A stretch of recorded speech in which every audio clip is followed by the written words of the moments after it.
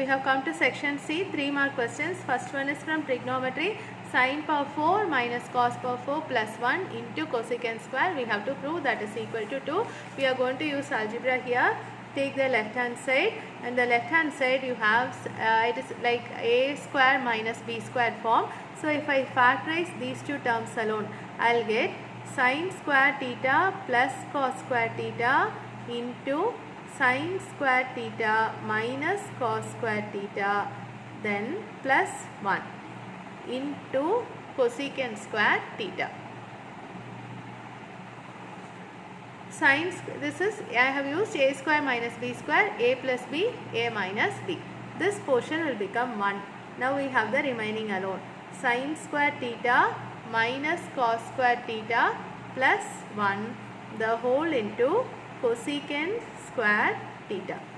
So sin square into cosecant square. Sin and cosecant are reciprocals of each other. So sin and cosecant will get cancelled. Sin square, cosecant square also will get cancelled. The answer is 1 minus cos square theta into cosecant square theta plus 1 into cosecant square theta. What is here you get 1 into cosecant square theta. I will keep the 1 as it is. Cos by sin. Cosecant is reciprocal of sin now. So I am getting minus cos by sin is cot. Cot square theta plus cosecant square theta. 1. What is cosecant square minus cot square? It is also 1. So I will get plus 1. See, I have taken the minus sign along with this one. Cosecant square minus cot square. It is 1. So answer is 2. I have proved the answer. The next one is construction, which is omitted this year. So I am going to skip this construction question. Its option is from circles. This is similar to NCERT problem only, nothing special.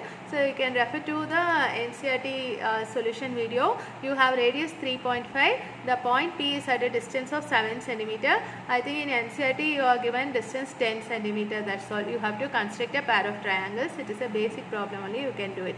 This is a very good problem. I believe I have not seen this in many books here. See, they have a parallelogram here. That is the only speciality here. Parallelogram or any type of quadrilateral, you can use the formula base into height for finding the area. It's a basic thing. ABCD is a parallelogram. This is a semicircle and the diameter AB is the diameter. It passes through the parallelogram vertex D. The semicircle is passing through this point D. Then we have AB is equal to 6. So this is radius, this is radius. So AB is 12 means you will get 6, 6. OD is perpendicular to AB. Everything is given in the question itself.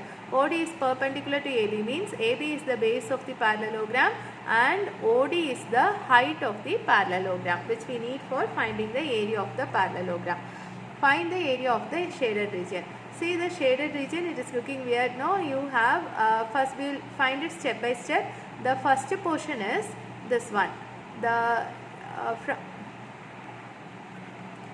first portion is the parallelogram and the second portion, the one that we are going to subtract, it is this quadrant. From the parallel, you don't get confused with this segment here. From the parallelogram, there is a small hole. That hole is nothing but a quadrant. So the area should be area of shaded portion will be area of parallelogram minus area of the quadrant. Area of parallelogram is base into height. For any quadrilateral, I have told you, you can use the formula. Base is 12 into height is 6. So this is the area of the parallelogram minus quadrant. Quadrant is 1 by 4 pi r square. So you can also write 90 by 360 if you want. 1 by 4 into pi is 22 by 7 into r square. R is 6. No? So then you just have to simplify. You will get the answer. Next one is an ordinary probability question only. The question looks quite big, but the actual question is here. The prices are given when a black marble is picked. This is only the question, and here also something else is given. The first you have to use a spinner, and then only you are supposed to pick a marble. The first one where you have the spinner, you should land on an even number. If you are landing, the spinner stops at an even number, then what will happen? The player is allowed to pick a marble from the bag. Then if the spinner and the marble in the bag are represented in the figure below, that's just given. The prizes are given when a black marble is picked. So if you are getting an even number, you can pick a marble. If you are picking a black marble, you are getting a prize. You are picking a white marble, you are not getting a prize. If you are landing on an odd number, you are not at all picking a marble, so again you are not getting a prize. So when you need to get a prize, you have to stop at an even number and then pick a black marble. If both these events are happening only, you are getting a prize. So what is the probability that she will be allowed to pick a marble from the bag? So you have to pick a marble from the bag means you should get an even number here. You see the numbers except for 1, everything is an even number only. So totally there are how many numbers? There are 6 numbers. Only 1 is odd number, rest are even numbers. So you get the probability of getting an even number is 5 by 6. Probability of getting even number is 5 by 6 means probability of being allowed to pick a marble is also 5 by 6 only. So because when you get an even number, you are allowed to pick a marble 5 by 6. Next, she is allowed to pick a marble from the bag. So this event is over. No need to bother with it. Now we come to the bag. What is the probability of getting a prize?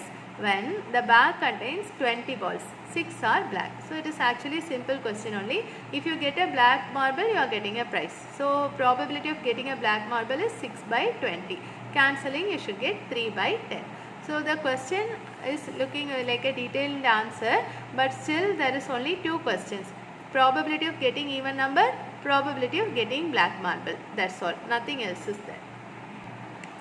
In the next question, you are given a fraction. Whenever you see the word fraction, you should start the answer as let the fraction be x by y. X is the numerator, y is the denominator. Or you start let the numerator be x, denominator be y, and the fraction is x by y. You have to give some introduction to the variables and then only start the solution. Fraction becomes means equal to 1 by 3 when 1 is subtracted from the numerator. So what is happening here? The fraction is x by y. Then 1 is subtracted from the numerator, x minus 1 by y. The fraction becomes 1 by 3. This is the first equation. Then it becomes 1 by 4 when 8 is added to the denominator. So cross multiplying this, I will get 3 into x minus 1 equal to y. 3x minus y minus 3 equal to 0. This is my first equation. And in the next equation, what is given? It becomes 1 by 4 when 8 is added to the denominator. So x is remaining as it is, the numerator, y plus 8, denominator plus 8, the fraction becomes 1 by 4. Again cross multiply, you will get 4x equal to y plus 8. 4x minus y minus 8 equal to 0. This is the second equation. You can use any of the methods you have studied to find the solution. You see, if you can just subtract and get the answer. That is the easy method. Find the fraction. Next one, also when you find the fraction, you can check by subtracting 1 from the numerator and adding 8 to the denominator. See, I have done the solution. I am getting the fraction as fraction is equal to 5 by 12. Now if you want to check the answer, what you can do is, what is given here, you should subtract 1 from the numerator. 5 minus 1 is 4. 4 by 12, 1 by 3. Correct. Now check the next one. 12 denominator plus 8. 12 plus 8 is 20.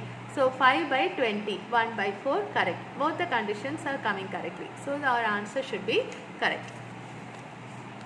The next one is age problem. You see, both are word problems. So if you think you can skip word problems and hope for it to come in an option problem, you will be cheated because both are word problems and you cannot skip. I think this is the easier one. The age of father is 3 years more than 3 times the age of his son. So there are 2 people here, father and the son. We will take one person's age as x and the other person's age as y and start the problem. I have taken father's present age as x and son's present age as y. Now I have to write the relation. Present age of father is 3 more than, that means 3 plus 3 times the age of the son. 3 times age of son means 3y. So I'll get x is 3 more than 3 times son's age. Father's age is 3 more than 3 times son's age. So this is my equation for percentage. Then 3 years hence. Hence means later. So it will become x plus 3, y plus 3. 3 years hence. Once you write this, we won't make any mistakes in the solution. If you are not writing this and you feel like you can add 3 everywhere, you will go wrong. The father's age will be 10 more than twice the age of the son. So father's age will be, that means x plus 3 equal to 10 more than, so 10 plus twice the age of the son, 2 into son's age. So I am getting 2 equations. Simplify or solve, you should get the answer, age of the father and the son. The next one, find the ratio in which y-axis divides the line segment joining this point. Y-axis divides means you should take the point as 0, y and then find the point of section. Here from coordinate geometry you have a ratio problem. You are taking the point on the y-axis as 0, y and you are supposed to find the ratio. Whenever you are asked to find the ratio, we will take the ratio as k:1, not m:n. We will take it as k:1. You are also asked to find the point of section. This is similar to example 9 of page number 166 in your book. The numbers are not the same, but the question is exactly same only. Refer to it. Page number 166, example 9, and you can do it. Show that the points form vertices of an isosceles right triangle. See, there are 2 questions here. You should show it is an isosceles triangle as well as a right angle triangle.